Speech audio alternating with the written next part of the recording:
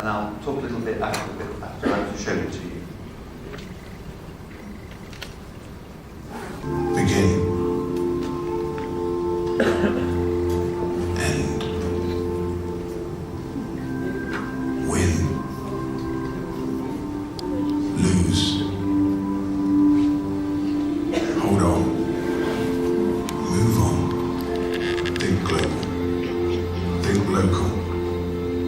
Dream. Wake up. Agree. Disagree. Think big. Think small. Change. Never change. Love. Hate. Forgive. Never forget. Look back. Look ahead. We all face many choices and many issues. We all have our own views. But in Europe, every opinion gets a fair chance. The decisions of the European Parliament are driven by everything that matters to you. You have the power to decide. The European Parliament. Act. React. Impact. Okay. I think that video caused a degree of surprise when we launched it. Well aware of that. As time goes by, we're going to combine that with the second logo, which talks about the date of the election. That particular one is the first date on which elections take place. But there will be versions of that for every country, every location where the date is different, and indeed there will be versions with the range of dates. And in fact, that second part of the logo will also be available for use independently. That's quite important for third parties, people who don't want to use the Parliament logo, but maybe want to put it as a sort of a banner in a newspaper or something. That's why we produced that. That's something happened last time. It's available in all languages. So there you have the French and the German versions. Believe you me, Act, React, Impact is not an easy thing to translate. I don't want to go through that again. And just in honour of our hosts, we have a Bulgarian version. It's more exotic to people like me. Okay, so what about the overall campaign? It's going to be in 4 phases. We have a kick-off phase, which is actually basically being completed now. We started in September. We launched the campaign. We produced an amount of material, I'll show you in a minute, and that was about the core message of the campaign. This is a parliament which gives you more power. The themes phase, we're in that right now, and the themes phase I'll explain later, but that is talking about what the parliament actually does and why it's different for you this time, and what kind of power the parliament gives you. Then we have the go to vote, we call it that. It's the classic activation phase. That's the phase, basically, in the early part of next year, which leads up to the elections. It's about getting people to actually go and vote. And then the outcome. We've never done this formally before, but we will do a phase that comes after the elections. There are a number of landmarks along the way. We actually launched on the day of the State of the Union address by President Barroso in the Parliament. Great seniority for us, because there you have the President of the Commission, this figure who will be elected in Parliament, accountable to Parliament, talking about the big issues. And in fact, the launch and the State of the Union were generally reported together. A lot of newspapers, a lot of media talked about the fact this was the last State of the Union by Barroso before the next election. Just something I wanted to mention, we have a youth event lined up which comes shortly before the elections. There are various events before the elections. One of them is a rather large youth event which will take place in Strasbourg, and I will describe it later. Election night itself is always a big thing for us. And then we're talking about doing something rather special and rather new this time round when the Commission is finally in place, having an inauguration. So, what are the tools that we're using to do this with? We have quite a wide media mix, kind of things you'd expect. TV, radio spots, election website we will create. We have all sorts of online products, social media platforms, alternative marketing, print material. We'll be buying media space and so on. We have events and public relations, media partnerships, press outreach, and ongoing communications. The things that we do all the time anyway, we're going to more and more make those about the elections. The Parliament has a very strong online presence. It has just about to reach 1 million fans on its Facebook page. It's by far and away the largest presence on social media of any parliament in the world. And that is a good base for us to launch a lot of actions from there. It's not only that though, we have, for example, the EP News Hub you see on the left there. That one is an automatic feed of everything that MEPs are saying and doing on social media platforms. Their press releases, their tweets, they're in real time. It's live, it's in all the languages. You can filter it for your country, for your members, for the language, whatever you like. It's a great tool. You might be interested in that. We will have, as from the 1st of December, a special elections website. That's where we'll put everything which has to do with the elections. It will be news, but it will also be concrete information. It will be information about the member states, how you vote in the member states, what the rules are in the different member states, obviously the date. There'll be a lot of other information about the member state to do maybe even things like the unemployment rate and the GDP growth and so on. Lots of information related to the elections. That's all going to be there on the 1st of December. I mentioned the EP News Hub. We have the central Facebook page. We also have Twitter accounts in every language. So if you want to get a Twitter feed of what's going on in the European Parliament, we have those too.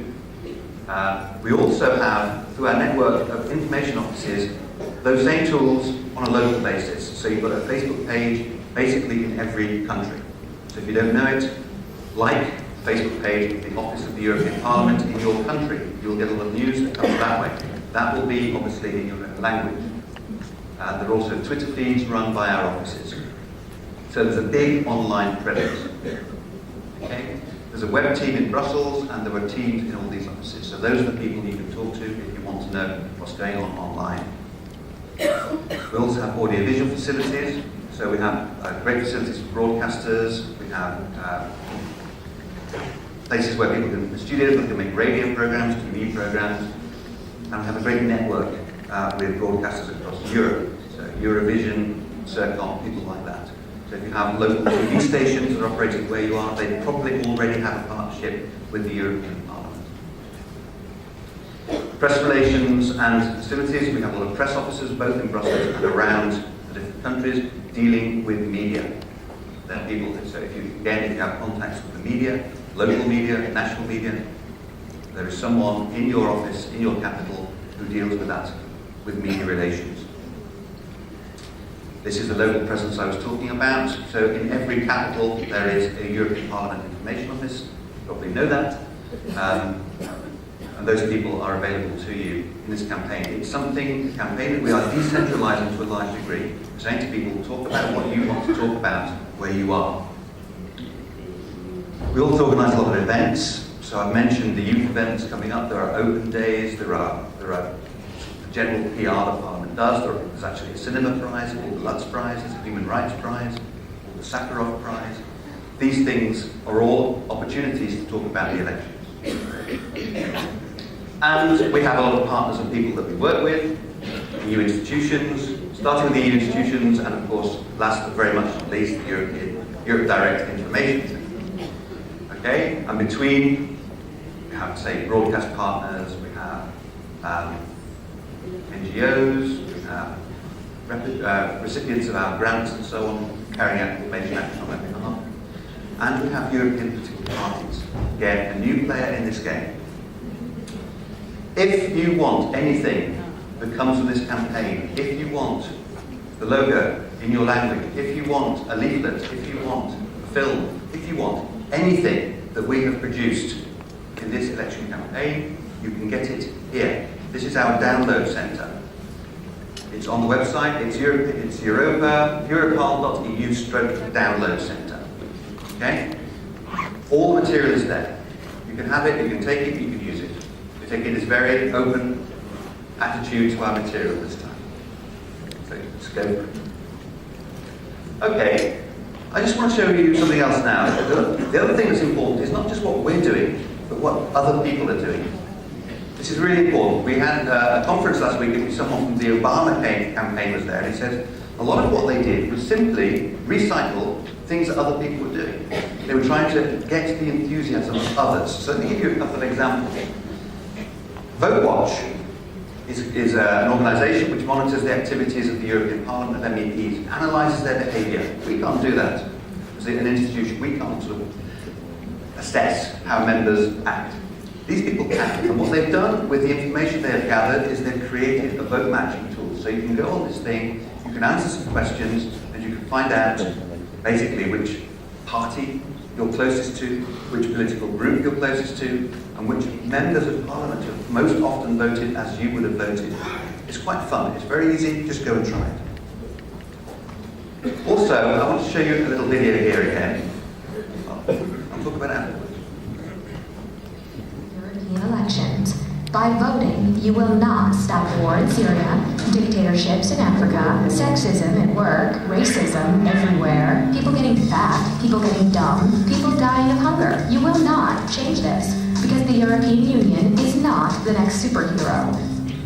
What you can change, though, is many not sexy things that still matter, like eat non-hormone treated beef, get your electronic data protected, get cheaper phone calls abroad, study internationally, catch criminals across borders, fix shitty roads where it matters, and thousands of other things you'll never hear about in the news. European elections. We're not sexy, and we know it. But screw it, we still do stuff.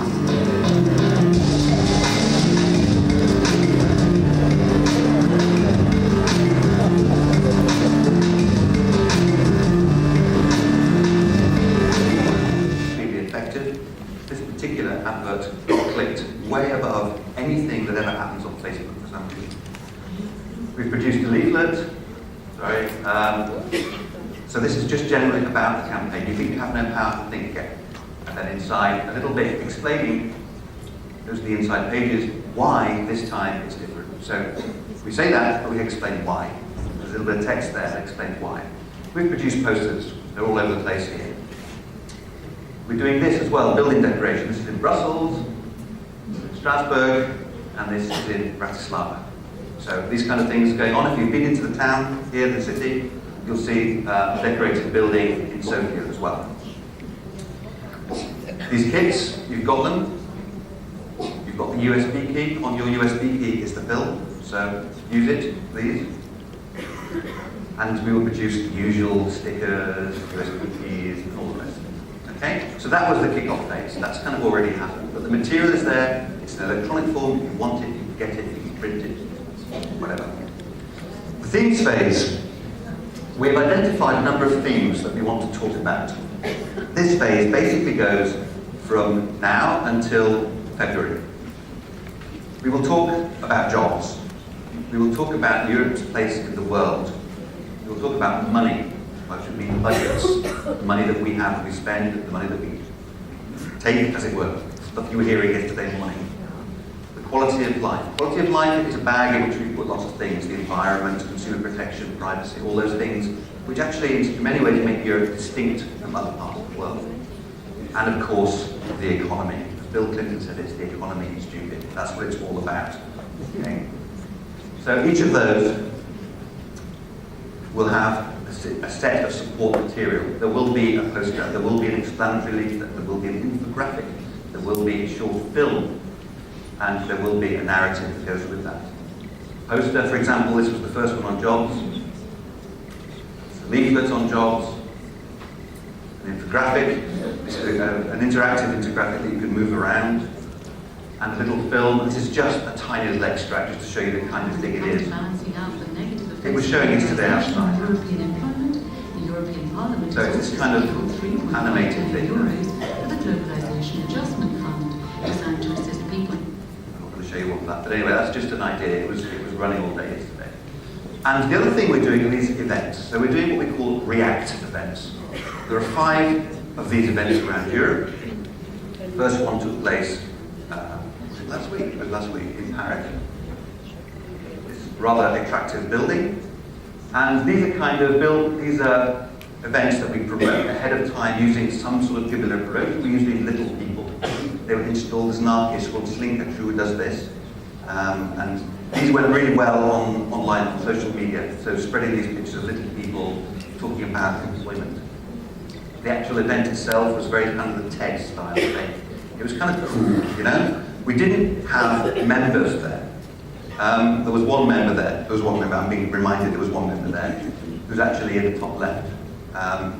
But really, we don't want it to be about politicians talking. We want it about experts, ideally opinion formers, people like that, talking. So we had a young entrepreneur here on the right. He's a 28-year-old Director General of a startup, very successful startup in France, online media. We had academics, we had other people. So there you are. It was a very nice event, and it spread extremely well online. There we had a lot of Twitter going on. It was trending third in France on the day we did it. So we got a lot of attention in the online community. These themes, we want to be able to use them not only in these headline events, which will take place in Paris, in Warsaw, in Frankfurt, in Rome, and in Madrid. So those are the 5 cities we're going with for these headline events. But all our offices will be organising local React events, not necessarily on every theme, but on a couple of themes for each of them, the ones that are most relevant to them. And they will have the pack of material I told you about to use at those events. And those things are available not only to our office, but to everybody, including you. The themes, each of these jobs,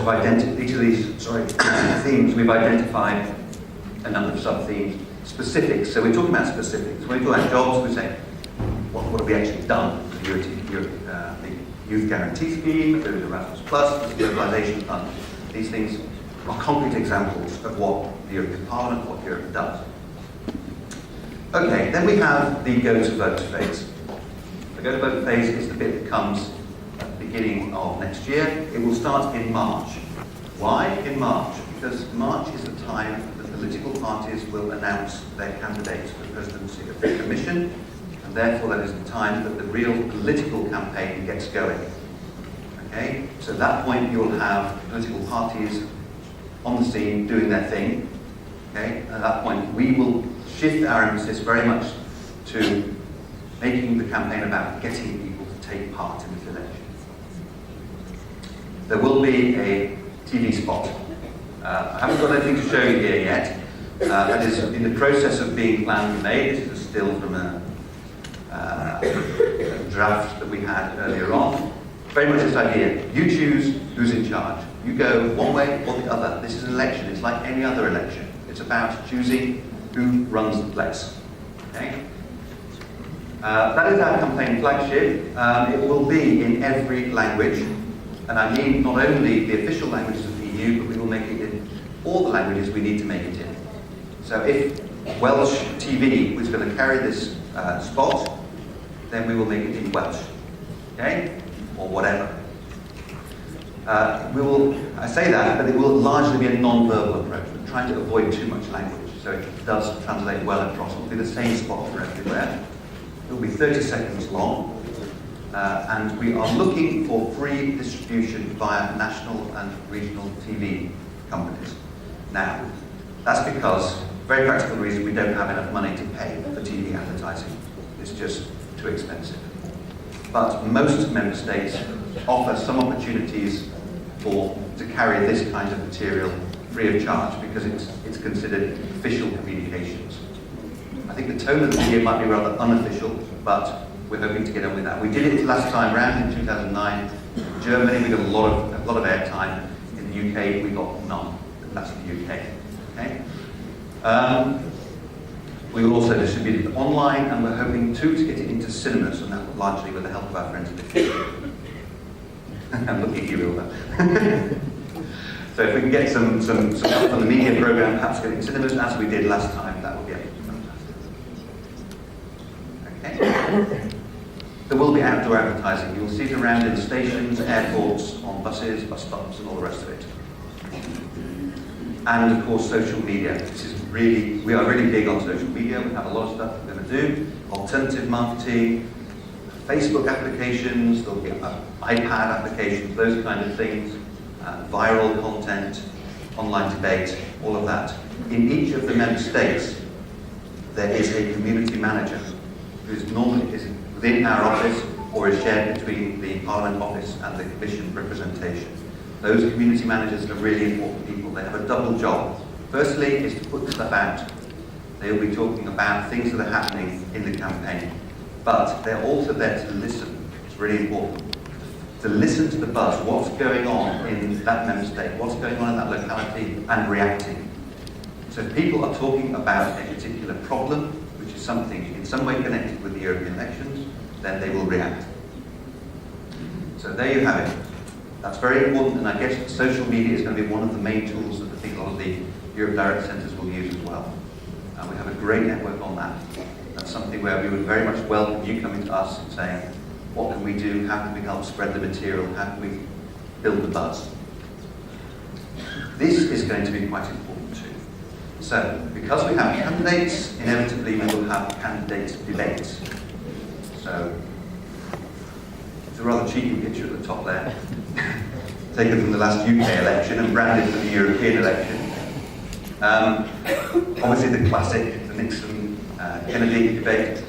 We're going to have this. We're going to have one or two of these big sort of set-piece events in the European Parliament, but what I'm hearing is that the parties are talking to third parties as well about holding these debates around Europe. So I think there are going to be several that are going to happen around Europe. I hear there will be one in Athens in March already. Okay? Almost as soon as the candidates are known and announced by the Parliament. That is a novelty. It's going to make this election rather different from any previous European elections. TV stations are interested. So we are already talking to the main broadcasters, particularly last week the BBC and ZDF, about how they are going to cover these debates. I mentioned the youth event, that's in Strasbourg. It's on the 9th to the 11th, that's the 9th and 10th of May next year. That's about a week before the elections kick off, 10 days. That will bring together 5,000 young people in Strasbourg. It's not officially part of the campaign, but it happens just before the elections. Right? If you want to know about that, there's a website. You can actually register people to go there in groups. So if you're interested in sending a group of young people from where you come from to Strasbourg to take part in that, you can register online. europol.europa.eu/I, European Youth Event, I 2014. Okay. We have open days. We always have open days. They tend to bring in something between 20 and 25,000 people through our doors on a single day. This time in Brussels, it will be a week literally before the election. And we have election night, which is a big jamboree, in which we have a live results analysis. It's very exciting. So that's something, again, it's all online, it's all broadcast. Wonderful. Finally, the outcome. Getting close to the end. This is the final phase. Of course, we have to show that this was different this time. We have a new Parliament, a new President. We have a new Commission President elected by the Parliament, as I said. This is the last time, obviously. This is no prediction of the next time. Then we have hearings of all the commissioners. Now this is, you may think it's a rather dry and technical process. Every candidate commissioner comes and has a hearing.